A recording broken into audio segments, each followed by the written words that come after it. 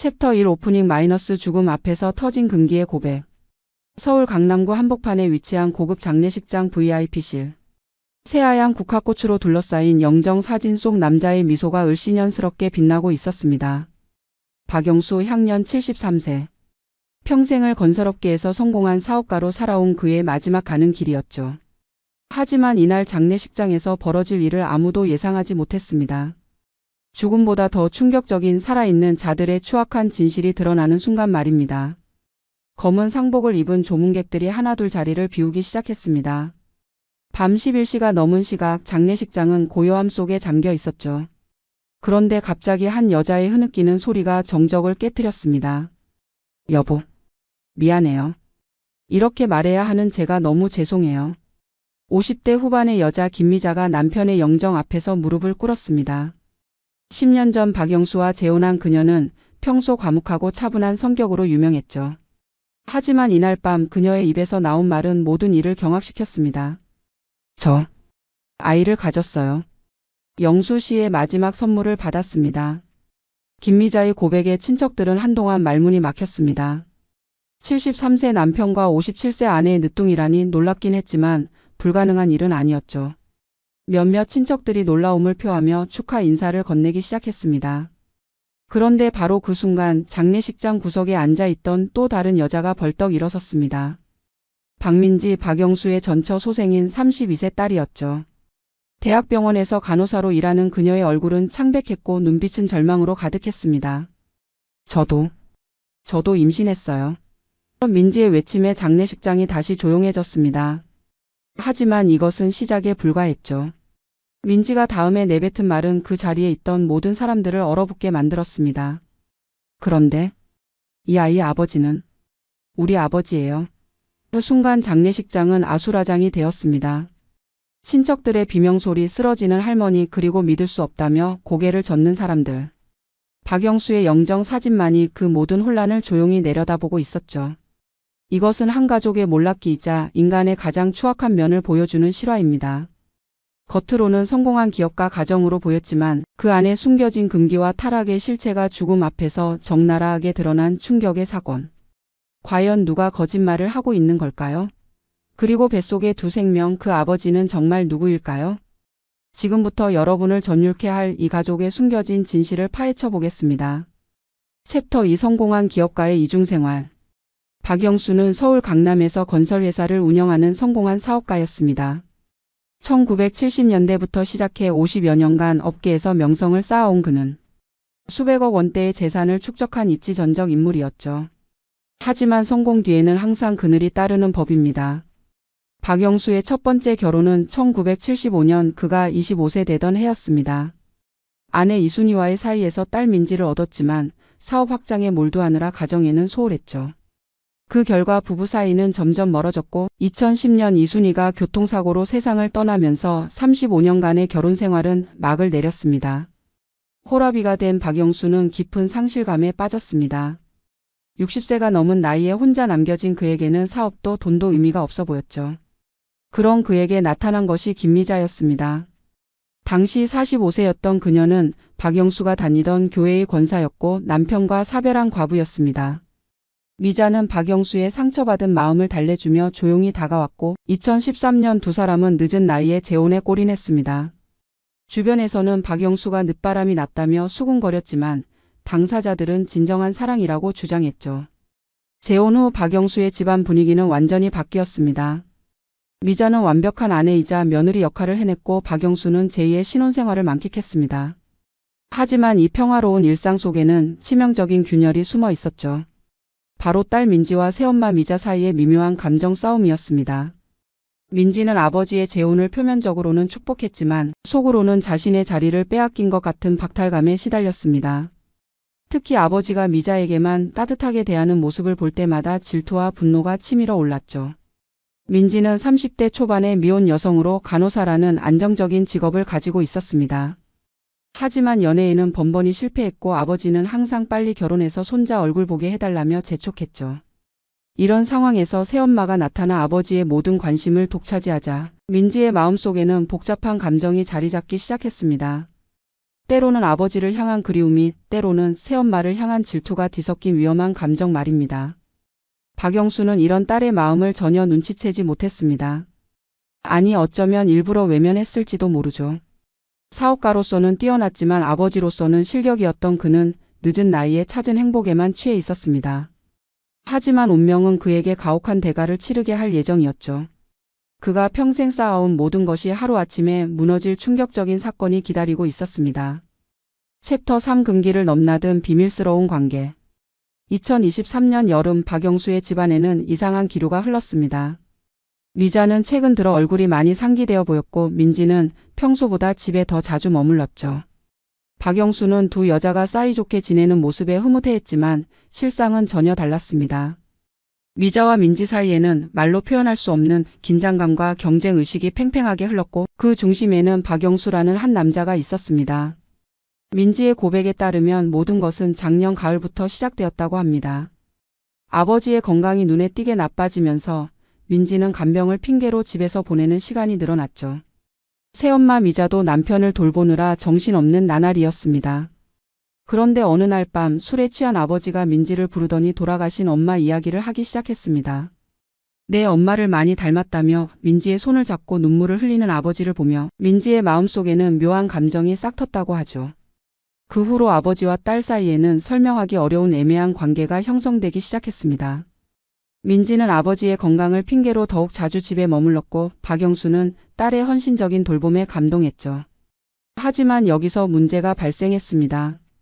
미자가 질투하기 시작한 것입니다. 남편이 딸에게만 의존하고 자신은 설 자리가 없어지는 것 같다며 불안해했죠. 이런 상황에서 세 사람 사이의 감정은 점점 복잡하게 얽혀갔습니다.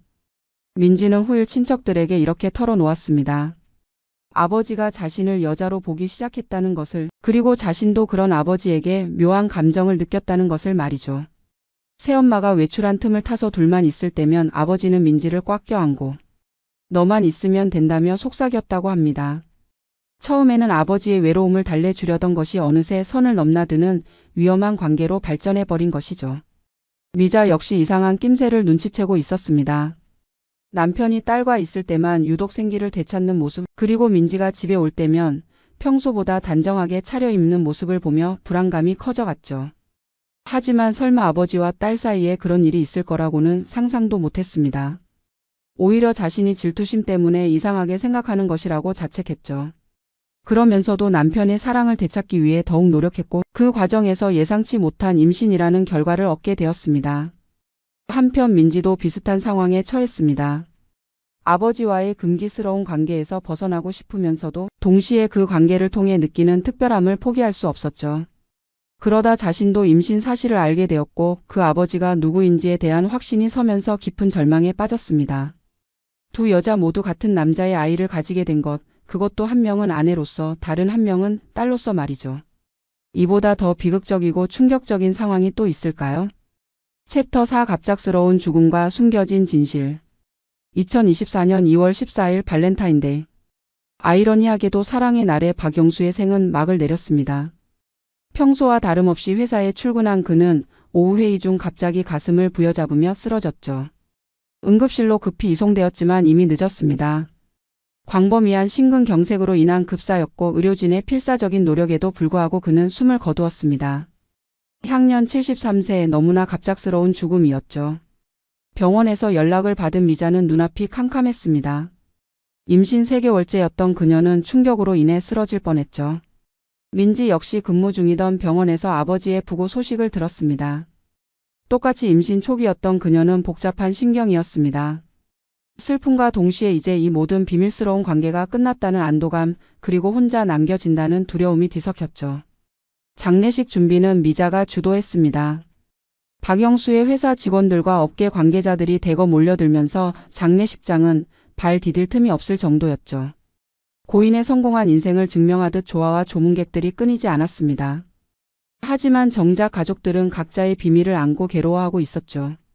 미자는 남편의 죽음으로 인한 슬픔과 뱃속의 아이에 대한 걱정으로 밤잠을 이루지 못했고 민지는 자신만이 알고 있는 아버지와의 비밀스러운 관계를 어떻게 처리해야 할지 고민에 빠져 있었습니다.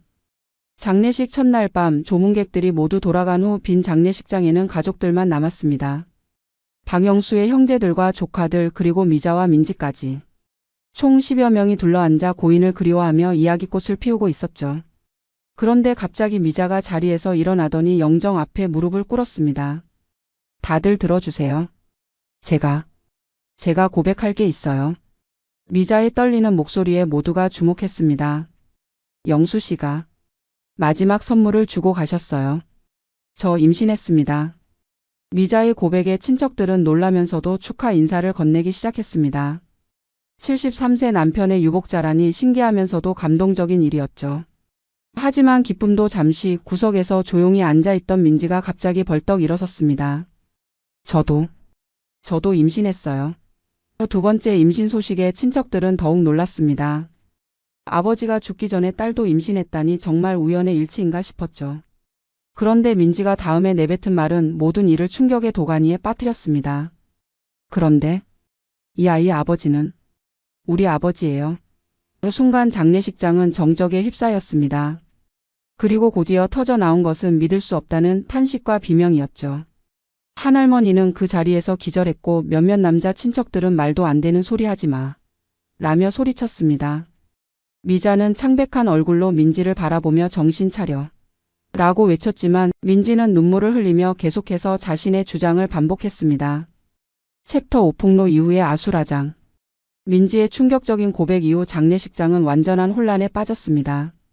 몇몇 친척들은 미친 소리다며 자리를 박차고 나가려 했고 다른 이들은 설마 그런 일이라며 고개를 저었죠. 하지만 민지는 절망적인 표정으로 계속해서 자신의 주장을 굽히지 않았습니다. 믿기 어려우시겠지만 사실이에요. 아버지와 저는 지난 몇 달간 더 이상 말을 잇지 못하고 흐느끼기 시작한 민지를 보며 친척들은 이것이 단순한 정신적 착란이 아닐지도 모른다는 생각을 하기 시작했습니다. 미자는 분노와 당황스러움을 감추지 못했습니다. 민지야, 아버지가 돌아가신 충격 때문에 정신이 나간 거야. 어떻게 그런 말을.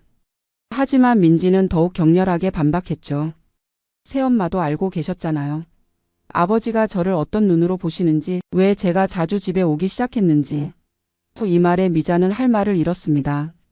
실제로 남편과 딸 사이에 이상한 기류를 느꼈던 것이 사실이었기 때문이죠.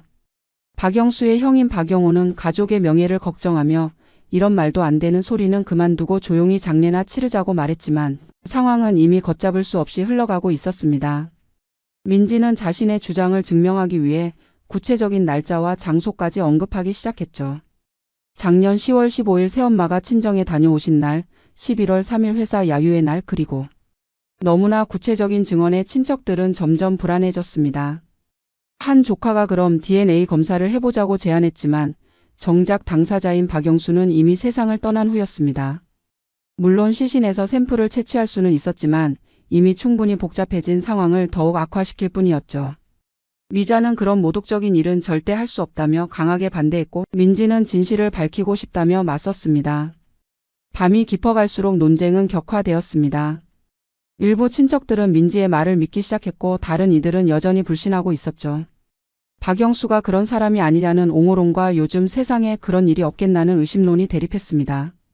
특히 박영수를 어려서부터 알고 지낸 친구들은 성격상 절대 그럴 리 없다며 민지를 비난했지만 일부 가족들은 평소 민지를 유독 아끼더니라며 의심의 눈초리를 보내기 시작했습니다. 새벽 2시가 넘어서야 겨우 상황이 정리되었습니다. 결국 친척들은 일단 장례를 마친 후에 차근차근 해결하자는 쪽으로 의견을 모았죠. 하지만 이미 가족 간의 신뢰는 완전히 무너진 상태였습니다. 미자는 민지를 불신의 눈으로 바라봤고 민지는 아무도 자신을 믿어주지 않는다며 절망에 빠졌습니다. 그리고 두 여자 모두 뱃속에 아이를 두고 깊은 고민에 빠져야 했죠. 과연 이 아이들을 낳아야 하는 걸까? 그리고 진짜 아버지는 누구일까 하는 의문 말입니다. 챕터 6 진실 공방과 가족의 분열. 장례식 다음 날 박영수의 발인과 함께 가족들의 갈등도 본격화되었습니다.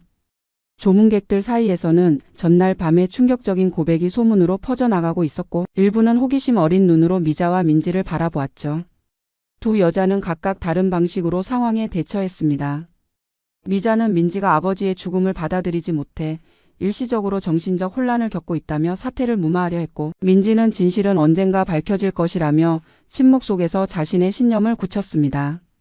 화장터에서 돌아온 후 가족회의가 열렸습니다. 박영수의 형제들과 조카들이 모인 자리에서 본격적인 진실 공방이 시작되었죠. 박영수의 둘째 형 박영철은 이런 치부를 밖에 알려지게 할 순 없다며 민지에게 말을 바꾸든지 아니면 집안에서 나가라고 얼터메이텀을 던졌습니다.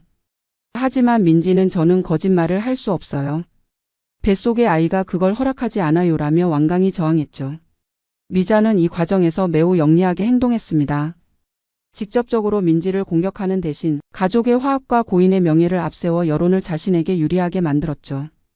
영수 씨가 얼마나 가족을 사랑하는 분이셨는데 이런 말도 안 되는 소문으로 그분의 명예에 먹칠을 할 순 없어요 라며 눈물을 보였습니다.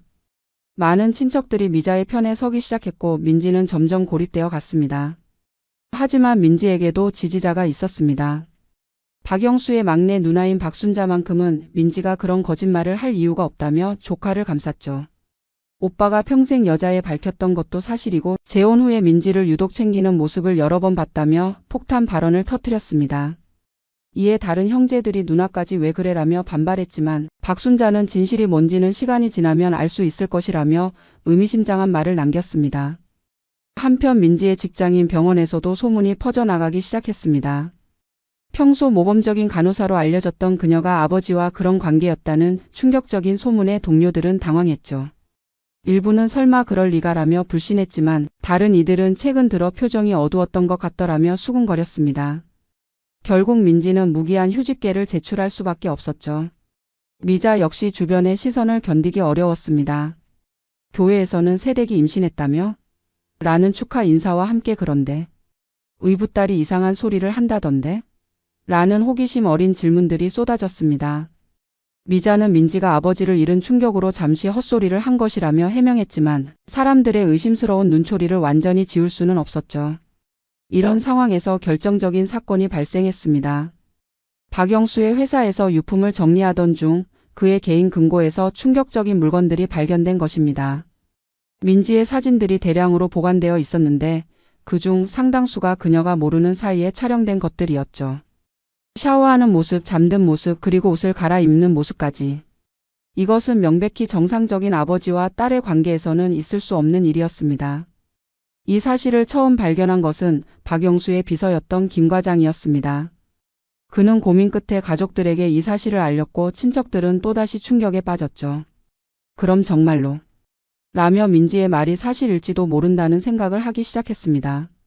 미자는 이 사진들을 보며 남편에 대한 믿음이 완전히 무너지는 것을 느꼈습니다. 동시에 민지에 대한 적대감도 더욱 깊어졌죠. 챕터 7도 임신의 진실과 가족의 몰락. 박영수의 은밀한 취미가 발각되면서 가족 내 분위기는 완전히 뒤바뀌었습니다. 그동안 민지를 의심했던 친척들도 이제는 그럼 정말 그런 일이 있었던 건가라며 태도를 바꾸기 시작했죠. 하지만 여전히 확실한 증거는 없었습니다. 사진들은 박영수의 비정상적인 집착을 보여줄 뿐 실제로 육체적 관계가 있었다는 직접적 증거는 아니었기 때문입니다. 미자는 이런 상황을 받아들이기 어려워했습니다. 10년 동안 함께 살면서 남편이 그런 성향을 가진 사람이라는 것을 전혀 눈치채지 못했다는 사실이 자존심에 큰 상처를 주었죠. 더욱이 자신이 임신한 아이가 정말로 남편의 아이가 맞는지에 대한 의심까지 들기 시작했습니다. 혹시 남편이 바람을 피운 것은 아닐까, 아니면 자신의 임신이 다른 이유 때문인 것은 아닐까 하는 불안감이 커져갔습니다. 민지는 상대적으로 의연했습니다. 그동안 아무도 믿어주지 않던 자신의 말이 어느 정도 신빙성을 얻게 되자 오히려 당당해졌죠. 저는 처음부터 거짓말을 한 적이 없어요. 아버지와 저 사이에 있었던 일들을 솔직하게 말한 것뿐입니다. 라며 자신의 입장을 재확인했습니다. 하지만 동시에 뱃속의 아이에 대한 걱정도 깊어갔습니다. 과연 이 아이를 낳아서 기를 수 있을까, 사회의 시선을 견딜 수 있을까 하는 두려움 말입니다. 임신 4개월에 접어들면서 두 여자는 각각 다른 선택을 하게 됩니다. 미자는 남편의 마지막 유산이라며 아이를 낳기로 결심했고 민지는 이런 상황에서 아이를 낳을 수는 없다며 중절 수술을 고려했죠. 하지만 민지의 결정에 대해 박순자 고모가 강하게 반대하고 나섰습니다. 그 아이가 정말 오빠의 핏줄이라면, 그리고 그것이 사실이라면 그 아이는 이 세상에 나와서 진실을 증명해야 한다는 것이 그녀의 논리였죠. 이런 상황에서 또 다른 반전이 일어났습니다. 박영수의 회사 직원들 사이에서 사장님이 생전에 다른 여자와도 만났던 것 같다는 증언이 나온 것입니다. 김 과장의 말에 따르면 박영수는 종종 젊은 여자와 함께 있는 모습이 목격되었고 특히 작년 하반기에는 그런 일이 더욱 빈번했다고 했죠. 혹시 사모님이 임신하신 것도? 라며 의미심장한 말을 남겼습니다. 이 증언에 미자는 크게 동요했습니다. 자신의 임신이 남편의 바람기 때문일 가능성을 처음으로 진지하게 고려하게 된 것이죠. 하지만 동시에 분노도 치밀어 올랐습니다. 그럼 민지 때문에 제가 의심을 받아야 한다는 말인가요? 라며 격분했고 이는 곧 민지와의 전면전으로 이어졌습니다. 두 여자는 같은 지붕 아래서 살 수 없다며 서로 집에서 나가라고 요구했고 친척들은 이런 상황을 중재하느라 골머리를 앓았습니다. 결국 박영수의 형들이 나서서 일단 아이들을 낳은 후에 DNA 검사를 해보자는 결론을 내렸습니다. 그래야만 모든 의혹을 확실히 해소할 수 있다는 판단이었죠. 하지만 이 결정으로 인해 두 여자는 앞으로 몇 달 더 이 끔찍한 상황을 견뎌야 했습니다. 임신 기간 내내 서로를 의심하고 견제하면서 말입니다. 챕터 8 출산과 충격적인 DNA 검사 결과 2024년 하반기 드디어 두 여자의 출산 예정일이 다가왔습니다. 미자가 먼저 10월에 아들을 낳았고 민지는 11월에 딸을 출산했죠. 아이러니하게도 두 아기 모두 건강했고 특히 박영수를 닮은 부분들이 있어서 친척들을 더욱 혼란스럽게 만들었습니다. 미자의 아들은 고인의 어린 시절 사진과 매우 흡사했고 민지의 딸 역시 박영수 집안 특유의 눈매를 가지고 있었던 것입니다. 출산 후 첫 만남에서 두 여자는 서로 복잡한 감정을 느꼈습니다. 미자는 민지의 딸을 보며 정말 영수 씨를 닮았네라고 중얼거렸고 민지는 미자의 아들을 보며 혈육이 맞나 보네요라고 씁쓸하게 말했죠. 하지만 여전히 누구의 말이 진실인지 그리고 두 아이의 진짜 아버지가 누구인지는 오리무중이었습니다. 드디어 가족들이 그토록 기다렸던 DNA 검사 날이 왔습니다. 박영수의 유전자 샘플은 장례 당시 보관해둔 것을 사용했고 두 아기의 샘플도 채취했죠. 결과가 나오기까지의 2주간은 온 가족이 초조하게 기다려야 했습니다.